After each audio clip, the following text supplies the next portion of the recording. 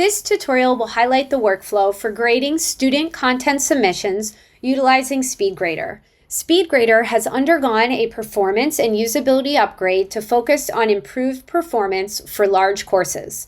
This feature enhances performance for a faster, smoother experience for users handling larger courses or complex assignments. For questions, please submit a ticket to canvashelp@stanford.edu. Let's jump in. Instructors may access SpeedGrader by navigating to Assignments or the Gradebook. First, navigating to Assignments.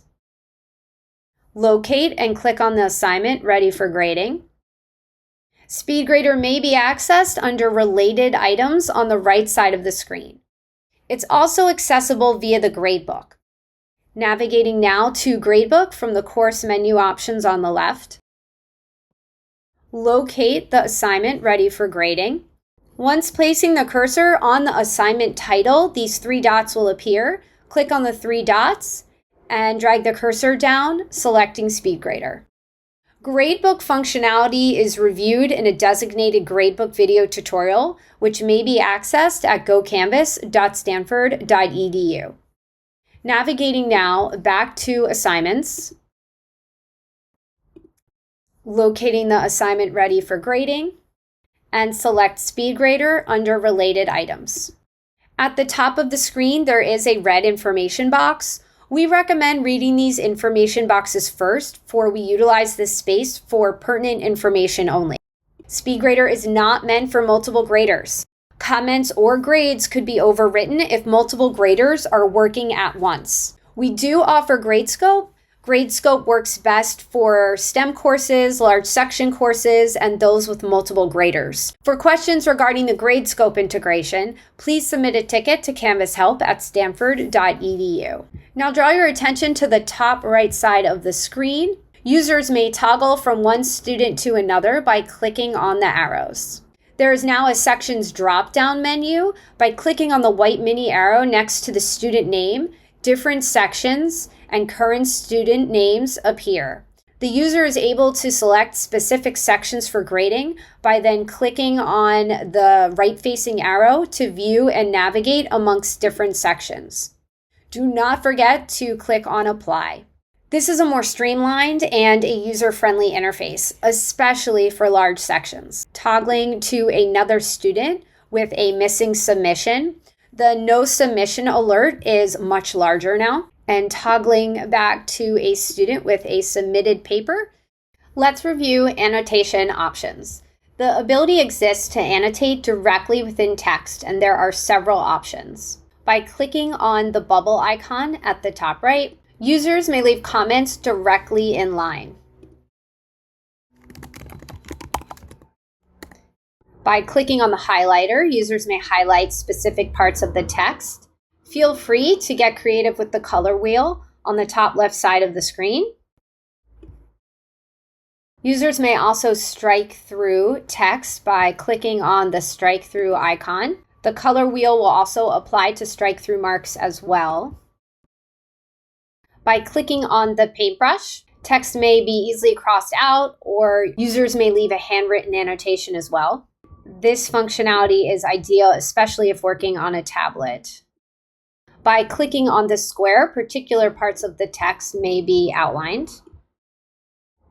And by clicking on the capitalized T, users have another option for leaving comments within a designated point of the paper. At any given time, if users would like to delete a specific annotation, place the cursor on that annotation, the delete trash icon will appear, and click on the trash icon, and then select OK when the display modal appears, prompting confirmation. Let's review the display panel on the right side of the screen. There are quite a few options. The submitted date and time is visible, the word count is present, and the link to the submitted file is also accessible. Under Status, users can edit the submission status by clicking on the arrow and selecting the Updated Status drop-down menu options. There is also an assessment box, and we will revisit this functionality. View Rubric. Rubrics automatically display in the enhanced window view. When clicking on View Rubric, the entire rubric will appear. This is an option when adding a rubric to an assignment shell when creating that assignment shell and building it out. Scrolling down. Assignment comments may also be left in the Rich Content Editor box. The RCE box is visible and now expandable by clicking on the 3 dots.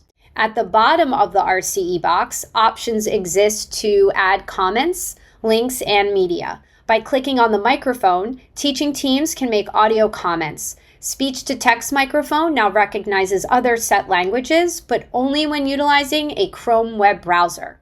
By clicking on the camera, teaching teams can record videos and screen capture when auto-captioning.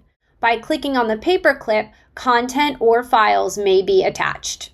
Instructors will be able to edit SpeedGrader comment drafts without first publishing the draft and then editing. Let's leave a comment. Do not forget to click Submit in the blue rectangular box.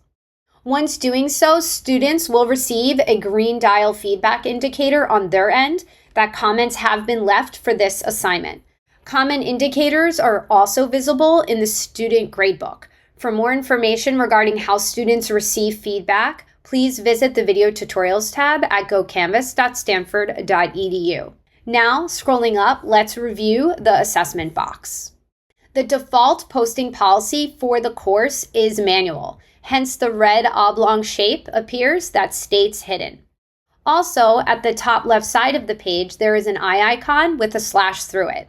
This also denotes the manual posting policy, which means even though grades are being entered and they are feeding directly to the gradebook, they must be posted to all students at once or individually. This may be done in 2 ways. Let's enter a grade here and click enter. The first way to post grades would be by clicking on the eye slash icon and then selecting post grades. However, we recommend posting from the gradebook for a more holistic view of all those submitting work to the assignment. So navigating back to the course and to the gradebook by clicking on grades from the left-hand toolbar options.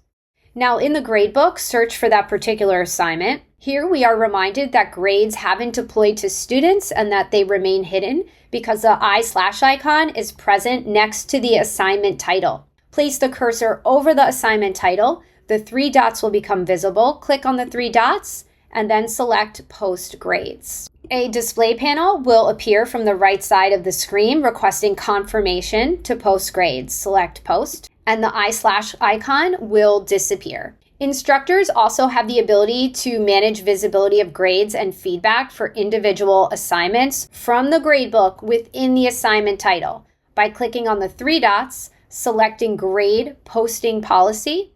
A display panel will appear from the right side of the screen. Scroll down and select Schedule Release Dates. Scroll down even further and release options appear. Please note that grades and comments may be released together or separately, but comments must be released before grades. This feature requires a grade to be entered, and manually releasing grades before the scheduled release time will take precedence. Let's select Separate Schedules. Scroll down even further once more, and first select the comment release date, and then select the grade release date, and that must occur after comments. Something to note here regarding release time: it may appear tedious, but we highly recommend drilling down and selecting a more convenient time. The default in Canvas, unless setting, is midnight or 11:59. And then do not forget to select Save. Please visit gocanvas.stanford.edu and navigate to the Video Tutorials tab for an in-depth tutorial on the gradebook and manage visibility of grades and feedback for individual assignments. For questions, please submit a ticket to canvashelp@stanford.edu.